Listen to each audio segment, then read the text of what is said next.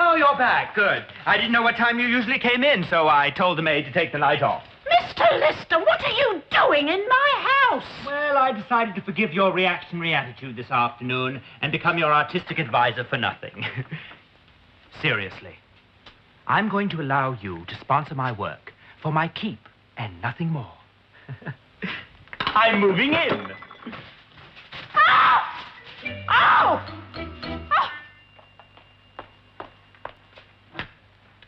Morning. Morning, Sir Charles. Mr. Hunter asked me to call on the way to the office. He intimated it was something urgent. Yes, of course, Sir Charles. Well, Mr. Hunter... Yes, all right, Edna, I'll see to it. Now, come along, Hunter. I'm a busy Just man. a moment, Sir Charles. Yes, she's still in her room, I think. We should be all right for 10 minutes or so. Now, look here. You wouldn't mind stepping into the drawing room, Sir Charles?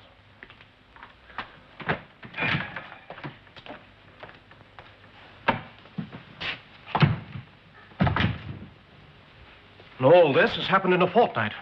How, Hunter? Why? You remember the young chap who gate crashed the reception at Dunwich House the day the mural was unveiled? You mean this is all his doing? He's about again? No, he's a permanent lodger. He's installed. Installed? Uses this room because the light's better here, he says. He's preparing for an exhibition. Bound to be a roaring success, he says, because he's convinced his work is the natural succession to that of Panteric. Who's that devil's Panteric? I'm glad you asked me that. I don't know, except that he lives on a lake in Switzerland, if that's any help. Point is, Sir Charles, what are we going to do?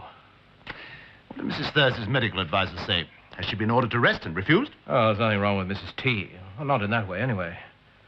No, it's this chap. He could charm the smile off the Mona Lisa. You mean she believes in what he's doing? She thinks she does. So unlike her. Yes. Oh, with great respect, Sir Charles, I wouldn't like Mrs. Thursday to know what I've said. No, of course not. No, I'll think this over, Hunter. I'll see what I can do. Yes, well, I hope something can be done. The place is in chaos, as you see. The fellow takes all the liberties, drinks like a fish. Hate to admit it, Sir Charles, but for the moment, just for the moment, you understand, I don't know what to do. Well, if you're stumped, Hunter, the situation must be damn serious.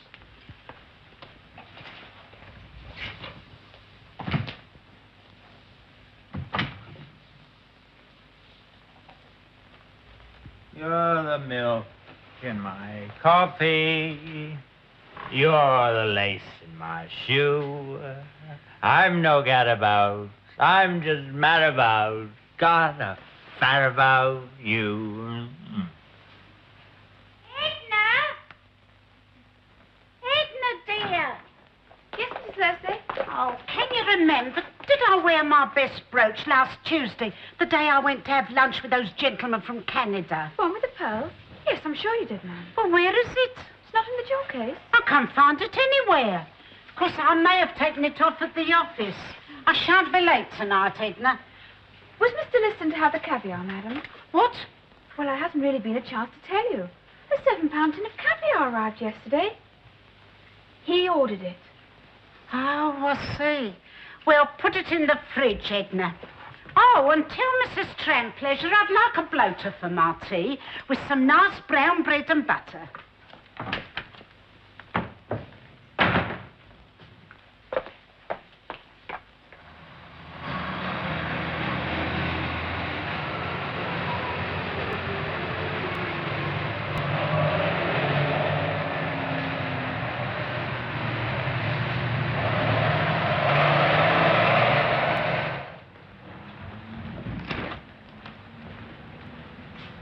Excuse me. I wonder if you could help me. How do I get to see Mrs. Thursday? Again, miss?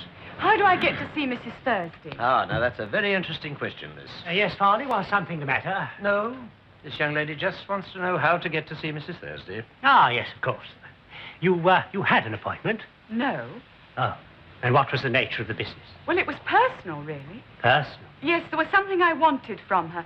Although it's not quite as simple as that, but I'm sure she'd understand. Yes, well, perhaps you'd care to write, Miss... Oh, no, not money. You've got it wrong. I can You see, assure it's you quite your simple. request will receive every No, consideration. but all I wanted to Thank ask you was- so much. Good day.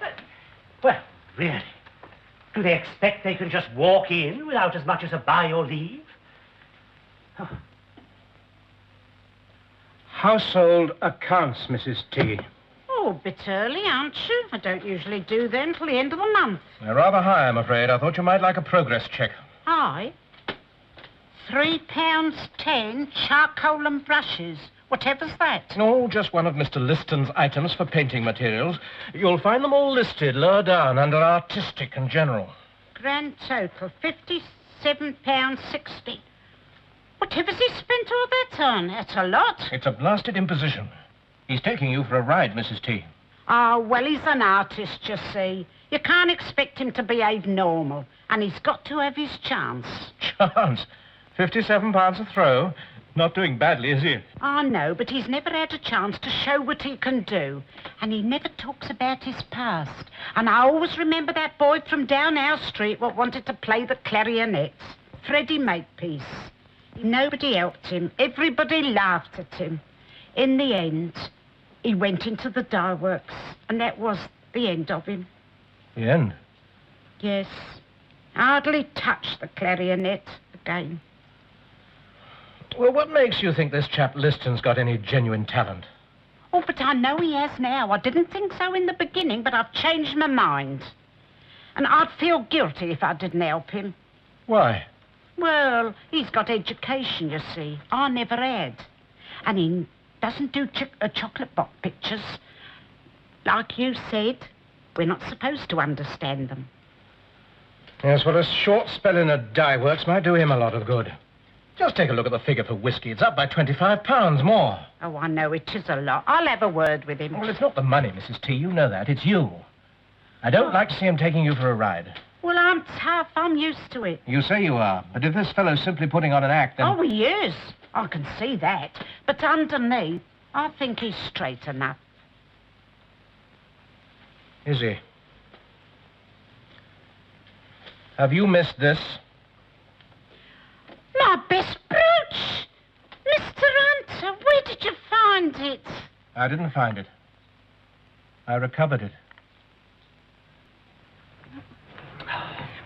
Well, at least let me speak to her secretary, then. It's out of the question, I'm afraid. Her chauffeur. I told you you'll have to write. If I said it was a matter of life and death. Is it? Well, almost. I mean, it is important, as I wouldn't keep coming back and back like this. Now, look.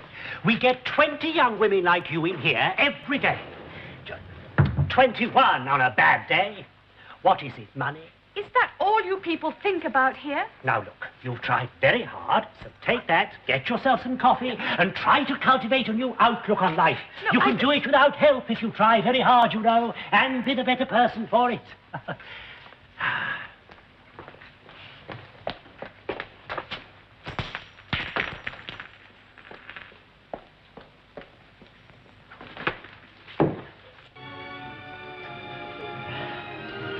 You pawned my best brooch.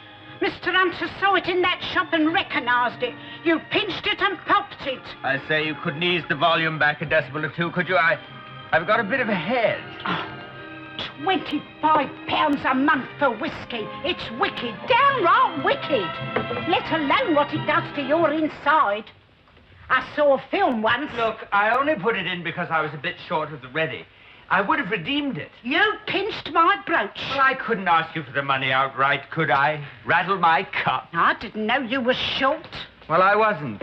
Not spent on things, anyhow. It's just that... Well, the truth is... I'm not secure. I'm not safe unless I've got at least a few pounds.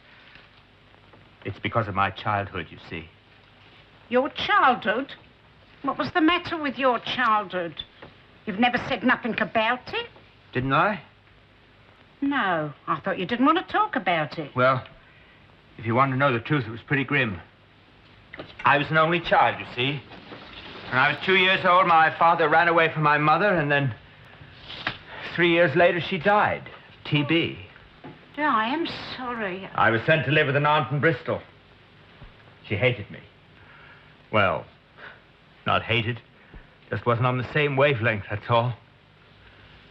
One day, I couldn't have been more than 14 years old. She suddenly rushed into my room, snatched up all the paintings and threw them in the boiler. Art was a waste of time, you see. Better I learned a trade. Oh, as soon as I was able, I ran away from that place. But how did you keep yourself? Did you find work? Did you do pictures? Do you know how difficult it is to get started in the art game? I'm still at it. Panterick is a phenomenon to have achieved his breakthrough. I've crawled, I've worked, I've groveled for my art. Just as that chap of yours, that Charlie's what's-his-name, would have done if he'd been worth his salt. You know, the clarinet player. No, Freddie Makepeace. Didn't have much stamina, did he? No guts, knuckling down to the dye works just when the going got a bit rough. You leave him be. Things was harder then. For all we know, he might be dead by now. Oh, I'm sorry. I shouldn't have said that. You thought a lot of him. Yes, I did. But not in the way you think. He played the clarinet lovely. Oh, like an angel.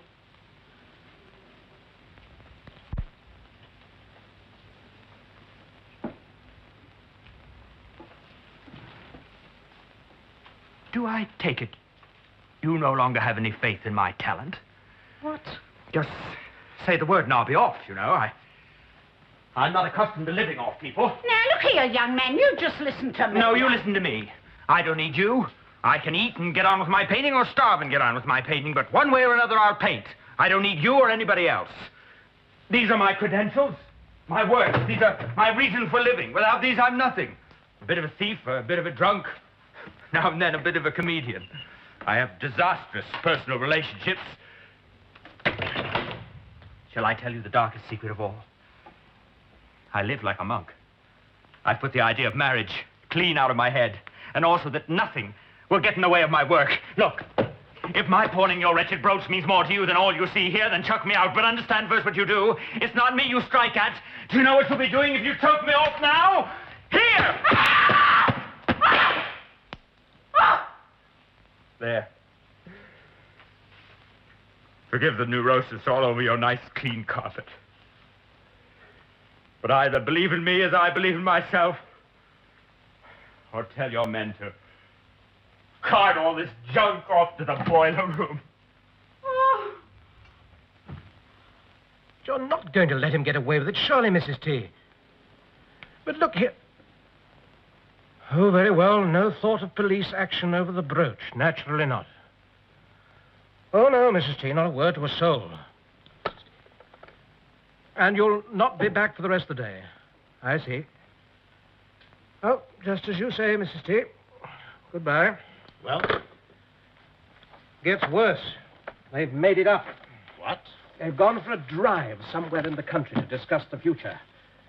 He may even be given an allowance until the exhibition.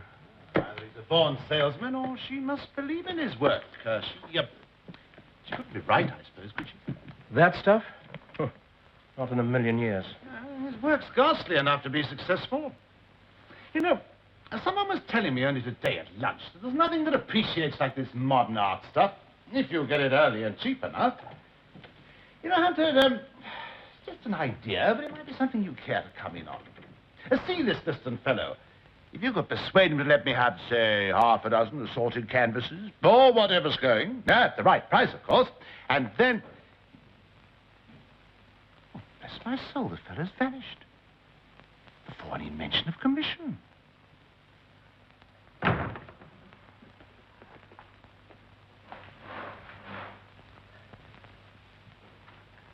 Mrs. T?